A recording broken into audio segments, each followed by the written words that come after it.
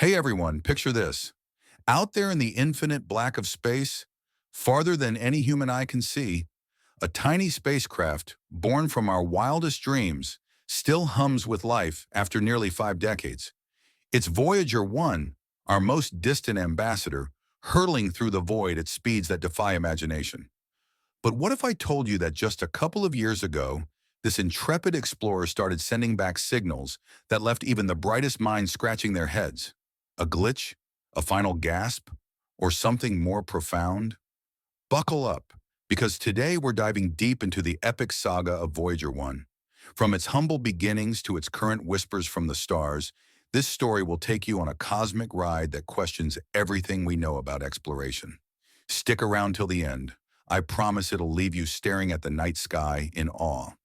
And if you're hooked already, hit that subscribe button and ring the bell so you never miss a journey like this. Let's start at the beginning, or at least the point where Voyager 1 truly became a legend. Launched on September 5, 1977, from Cape Canaveral, Florida, Voyager 1 was part of NASA's ambitious Voyager program, designed to give us our first close-up look at the outer planets. But here's where the discovery magic happens. What was supposed to be a 5-year sprint turned into an open-ended marathon into the unknown. Engineers back then never dreamed it would still be talking to us in 2025, over 48 years later. Fast forward to late 2023, and that's when the real intrigue kicked in. Voyager 1, now cruising at about 38,000 miles per hour, began transmitting garbled data back to Earth. Instead of the crisp telemetry, readings on cosmic rays, magnetic fields, and plasma waves, it was spitting out nonsense. The Flight Data Subsystem, FDS, the onboard computer responsible for packaging all that precious info, had gone haywire. For months from November 2023 to April 2024, NASA's team at the Jet Propulsion Laboratory in Pasadena, California, wrestled with this puzzle. Commands took a whopping 45 hours round trip, 22.5 hours each way at light speed, making troubleshooting feel like shouting across a galactic canyon. The discovery wasn't some alien encounter, mind you. It was a classic case of aging hardware throwing a tantrum. But the drama, unmatched. Engineers pored over decades-old blueprints, uploaded patches to unused memory sections, and finally on April 20th, 2024, restored normal operations. Voyager 1 was back online, sending science data once more. This glitch wasn't just a hiccup, it highlighted how fragile yet resilient our tech can be when pushed to the edge of the solar system. As of September 2025, it's still going strong, but with power levels dropping, NASA predicts we'll have to start shutting down instruments as early as this year, with full silence possibly by 2030. It's like watching a marathon runner hit mile 48, exhausted, but determined to cross that finish line. What makes this discovery so gripping is the sheer improbability. Voyager 1 wasn't built for eternity. It was a product of 1970s ingenuity on a shoestring budget. Yet here it is, defying odds and reminding us that sometimes the greatest revelations come from the brink of failure. Now let's pull back the curtain on how this marvel was put together. Imagine a team of brilliant minds in the 1970s racing against the clock to build not one, but two probes. Voyager 1 and its twin, Voyager 2, on a total program budget of about $865 million. That's less than what some modern movies cost, adjusted for inflation. The spacecraft itself? A 722-pound bundle of gold, roughly the size of a subcompact car, packed with cutting-edge, for the time, tech. At its heart was the power source, a radioisotope thermoelectric generator, RTG, fueled by plutonium-238. This wasn't your everyday battery. It converts the heat from decaying plutonium into electricity, providing a steady 470 watts at launch. No solar panels here. The sun's too dim out at Jupiter's distance. The RTG has 3 units, each designed to last decades, but entropy waits for no one.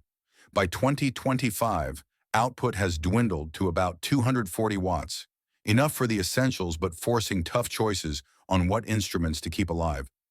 Voyager's brain? a trio of computers with a combined 69 kilobytes of memory, less than what's in a modern digital watch. Yet they handled everything from attitude control to data processing with flawless efficiency. The instruments were a dream team. Cameras for imaging, now powered down since 1990 to conserve energy, magnetometers for magnetic fields, cosmic ray detectors, low-energy charge particle analyzers, and plasma wave subsystems. Everything was shielded against radiation, with redundant systems to swap in if one failed, like that FDS glitch we talked about. And then there's the golden record, the poetic soul of the mission. Etched on a gold-plated copper disc, it carries greetings in 55 languages, natural sounds like whale songs and thunderstorms, 90 minutes of music from Bach to Chuck Berry, and 115 images depicting life on Earth. Carl Sagan's team included pulsar maps to guide any finders back to our solar system. It's not just hardware, it's a message in a bottle, hurtling toward potential alien eyes. Fact is, this record was designed with speculation in mind. Who knows what might intercept it? But grounded in science, it's our best shot at saying hello to the cosmos. Building Voyager was a labor of love and precision. Redundant thrusters for course corrections, a high-gain antenna to beam signals 24 billion kilometers home. Every bolt mattered. They even tested it in vacuum chambers, mimicking space's harshness. Today, as we marvel at AI and quantum computing, Voyager's simplicity is its superpower. It proves you don't need bells and whistles to achieve the impossible. Strap in, because Voyager 1's journey is the stuff of epic tales, a grand tour that rewrote our maps of the solar system. Blasting off atop a Titan 3D Centaur rocket, it slung past the moon in days and hit Jupiter just 546 days later, in March 1979. Up close, those swirling storms and volcanic moons like Io came alive in unprecedented detail. Voyager's cameras captured lightning in Jupiter's clouds and the thin rings we didn't know existed. From there, a gravitational assist, a slingshot using the planet's pull, flung it towards Saturn in November 1980. Titan's hazy atmosphere, Enceladus's geysers, foreshadowing water worlds, and the hexagon storm at Saturn's pole, Voyager unveiled them all. By 1981, it was outbound, escaping the sun's grasp at 35,000 miles per hour relative to Earth. The real trajectory twist? No one planned for what came next.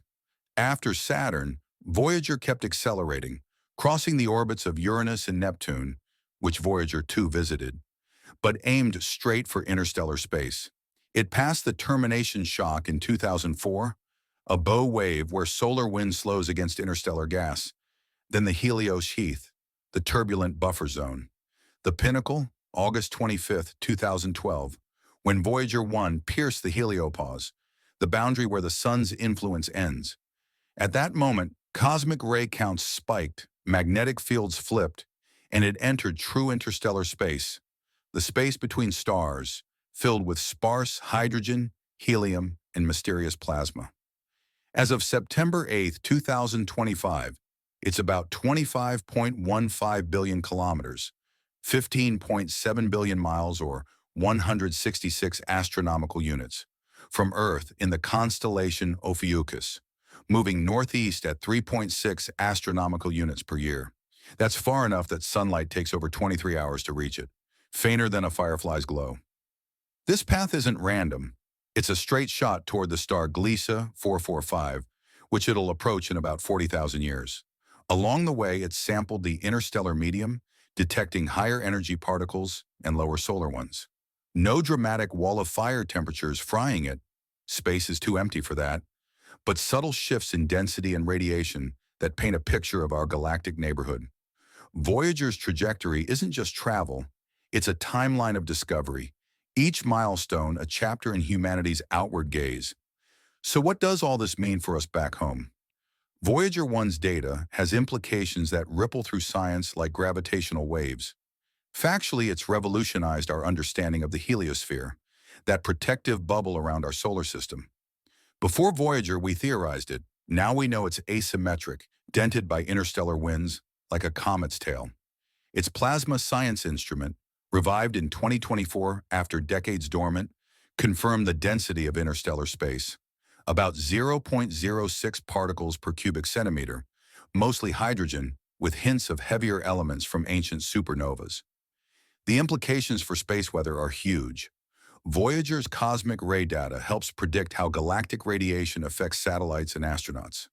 Imagine, without this, our Mars missions or deep space probes could blindside us with radiation spikes. It's also scouting for future interstellar travel. By measuring the interstellar magnetic field, about 5 microgauss, aligned with the galaxy's spiral arms, Voyager gives clues on navigating the cosmic highway. Speculatively, some wonder if Voyager's path could intersect with the heliosphere of another star someday, in eons. But let's be clear, that's theory, not fact. The real punch? Its longevity shows we can build tech to last. As power fades, expected to drop below operational levels by 2025 to 2027, NASA will prioritize cosmic rays first, then magnetometer, plasma waves last. When it goes silent around 2030, we'll lose a direct line to the stars. But the data archive, priceless, fueling research for generations. In a broader sense, Voyager implies we're not alone in the universe. Not in isolation, but in curiosity. Its journey challenges us. If a 1970s probe can reach the stars, what can't we do with today's tools? No epic lacks debate, and Voyager 1's saga is no exception. Scientists are still hashing out what its data really tells us about the interstellar medium. One hot topic, the magnetic highway Voyager detected post-heliopause. Is the interstellar magnetic field uniform, or does it twist like solar fields? Data suggests it's stronger and more ordered than expected, sparking arguments over galactic dynamos, how magnetic fields shape star formation. Another debate rages around the heliopause itself. When exactly did Voyager cross it? August 2012 is the consensus, but some quibble over boundary definitions. Particle flux? Magnetic reversal? Voyager 2, which crossed in 2018, provided a second data point, revealing asymmetries that fuel models of how solar bubbles interact with the galaxy. The 2023 glitch reignited talks on deep space reliability. Was it cosmic rays flipping bits, or just wear on 46-year-old chips? Fixed by clever coding, it underscores debates on radiation hardening for future missions like the Interstellar Probe, proposed for the 2030s. Speculation creeps in here, purely hypothetical, of course. Could Voyager's sensors pick up signs of extraterrestrial tech, like Dyson spheres or anomalous signals? No evidence, scientists stress. It's all noise from natural sources. But the debate keeps astrobiology alive. If life exists out there, Voyager's path might one day brush against it, turning sci-fi into science. These discussions aren't settled. They're evolving, much like the probe itself, pushing us to refine our cosmic worldview. Beyond the science, Voyager 1 holds a mirror to our souls. Remember the pale blue dot? On February 14, 1990, at Carl Sagan's urging, Voyager pivoted its camera earthward from 6 billion kilometers away. That iconic image, a mote of dust in a sunbeam, Sagan famously described as home to everyone you love, everyone you know, on a tiny speck of pale blue. It wasn't just a photo, it was a philosophical gut punch, shrinking our egos and expanding our empathy. The golden record amplifies this cultural echo. Greetings from world leaders, Navajo chants, Peruvian panpipes. It's Earth's mixtape, a defiant "we're here" amid the void. Debates swirled even then. Was including sex diagrams too bold? Why no Arabic music? Yet it captured 1977 spirit, post-Apollo optimism, Cold War tensions thawing. In 2025's context, Voyager resonates amid climate woes and AI booms. Social media buzzes with fan art of the probe as a lonely wanderer. Podcasts dissect its final messages, really just fading signals. Spiritual angles emerge too. Some see it as divine outreach, others a cautionary tale of hubris. Governments, quiet, but agencies like ESA tune in, honoring the international collaboration that built it. Culturally, Voyager bridges generations. Kids today, glued to Star Wars, can grasp its real heroism. It's not conquest, it's connection, reminding us that in exploring the stars, we explore ourselves. As we wrap this cosmic odyssey, let's face the poignant truth. Voyager 1's voice is dimming. By late 2025, more instruments will power down, and by 2030, it'll drift silent, a relic in the stars. But oh, what a legacy. From Jupiter's storms to interstellar whispers, it's shown us the solar system's beauty and the galaxy's mystery. Factually, its data has over 10,000 scientific papers. Speculatively, it invites us to dream of what's next. Voyager wasn't meant to last this long, yet it did, enduring glitches, radiation, and time. It's a testament to human grit, a bridge to the unknown. As its signal fades, stay tuned for what's coming. New probes, like NASA's envisioned Interstellar Scout, will pick up the torch. Thanks for joining me on this journey, folks. If Voyager's story moved you, subscribe for more space epics, comment your thoughts below, and share with a friend who loves the stars. What do you think Voyager 1's silence will mean for us? The end of an era, or the spark for the next? Drop your ideas in the comments. Let's keep the conversation going. Because out there, the universe isn't silent. It's just waiting for us to listen closer.